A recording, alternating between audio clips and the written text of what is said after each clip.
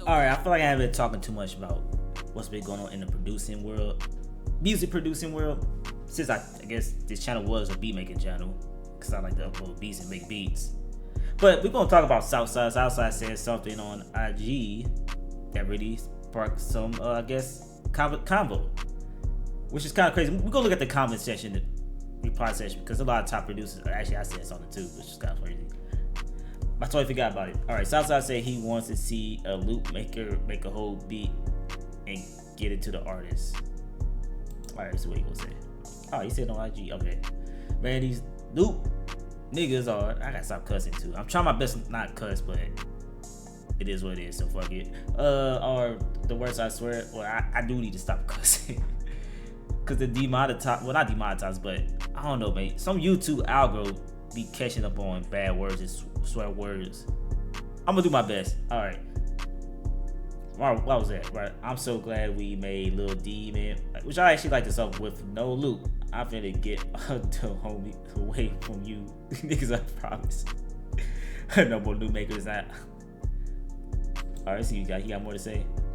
I wanna see you people with these loops. Y'all so-called make a whole beat that the artist wants and does and get it to the artist. That's it. I feel like there's more. Alright. My thoughts on, I think I made a video like hells ago talking about my thoughts on making loops and loop makers and I guess loops. I said there's nothing wrong with it. Just hope you know how to make beats also. Know how to construct whole beats. I don't know. There's always been a subject, especially in the producing community, especially online. The reason a lot of these mainstream like this industry producers don't like rely on loops. They usually have a team. They have their own little team. They have a team of ghost producers. All right, no more. Well, not really exposing, but a lot of your big name producers got ghost producers. They got their own little team in-house of producers that they rely on with like to make the beats pretty much. Which is also a whole thing in itself, because a lot of them, quote unquote ghost producers, also collab with a lot of the beat loop makers, especially like on the YouTube side of things. But yeah, a lot of placements come from relationships, not the loop. This fuse 808 Mafia. Respect the playmakers all times. Valid point. I swear. I said that he's not wrong. Been there, done that. Guess what? Don't take 80% because I place it. Yeah, that too, because a lot of these beats be having like 13 different producers on them, which I always find it crazy sometimes. Maybe I'm old school, because that's definitely, I feel like it's definitely a generational thing. I remember when I started making beats, I started cooking up whole beats myself. Like, it's not that hard to put drums on a beat if you know music, I guess you say. But the thing is, I think there's a lot of, I guess, producers or up and coming beat makers that's not really, I guess, I can't say he's student of the gamers. That's another word for it. I just can't think of it right now. But yeah, I think one of the main reasons I think a lot of these producers, the big name producers, like using, I guess, loops, especially through online, because it's a headache in terms of getting the song placement, especially find out if the song is a sample. It's a big headache in itself when I'm in here. But the stories I was told that I saw, it's a big headache, especially when it comes to the splits. The loop maker probably mad he wants 50% because he made the whole loop, and the mainstream producers just put the drums on it. There's situations like that, and that's why the beat or the song may never see the light of day. Like, it's tons of situations why people don't like using loops as much. But hey, it is what it is. Hey, we make like a slur. I'm crying. I'm more impressed of the producers that get a bag that just put drums on shit. They be finding loops online and shit, buy these loop packs and just throw drums on it, sell it, and they make it back on that shit. That's like some type of infinity glitch, I guess. But of course you gotta split the sales and shit like that. What I was about to say. I was about to say something. Oh yeah, I used loops in the past before, but I never relied on it. I probably used loops like 10%. It's probably even less than that, because I know how to make my own melodies and I like to put drums on my own shit. But it's some 808s it comes down to your drum kick too. I think that's another thing I think people tend to look over. But let's continue reading on some of these comics. There's a lot of producers in these comics. I think I'm following it. Yeah, producer culture. Never thought I would see this day where the producer community would be at each other's throats like this. Yeah, like I said, it's been an ongoing thing. Loop makers between, I guess, the whole situation. But I'm pretty sure Southside probably had a headache, or his team around him that probably he collabed with, because they 808 Mafia was all over this project also.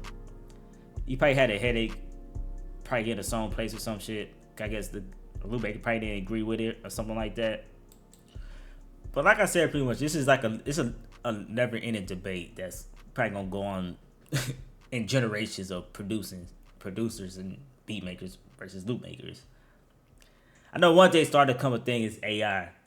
I know that's a thing that people worry about, which I personally think, if you know how to make beats, then you probably, I don't know, if you're trash at beat making and you worry about AI taking over your beats, like, I think music is very selective at the end of the day.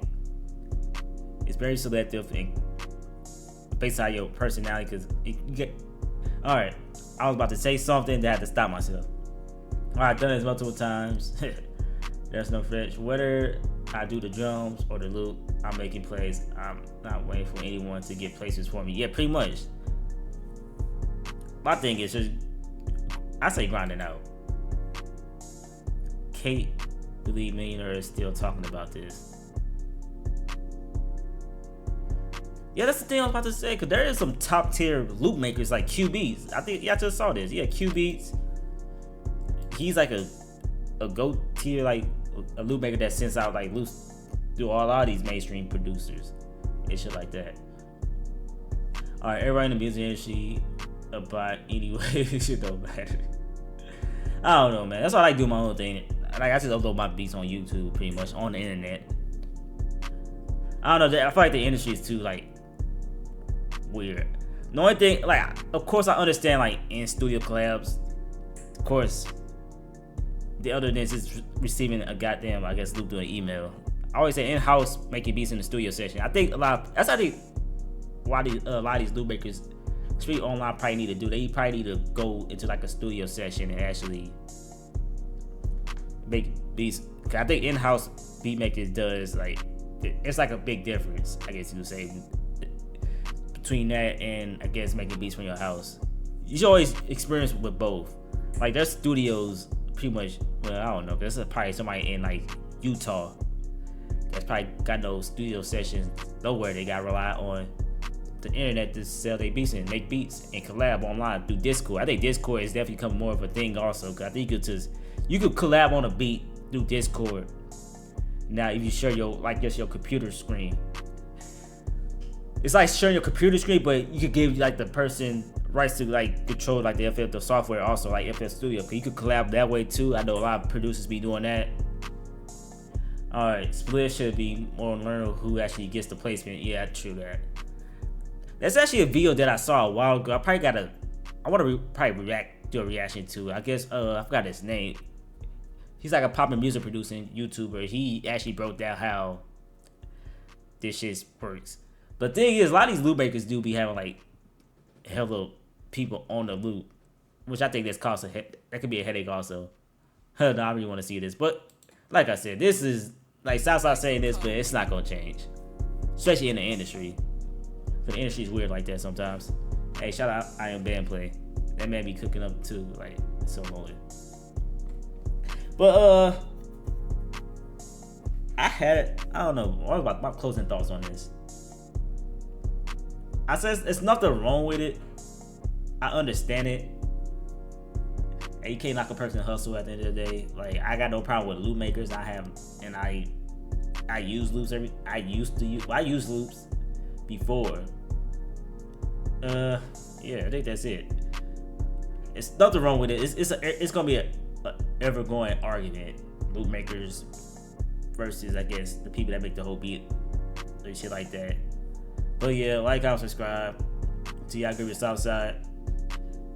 It's like I said, it's a never-ending argument that's gonna probably go down in the producer community in like that are generations down the road. But yeah, like I said, I'm talking too much, so I'm out of here.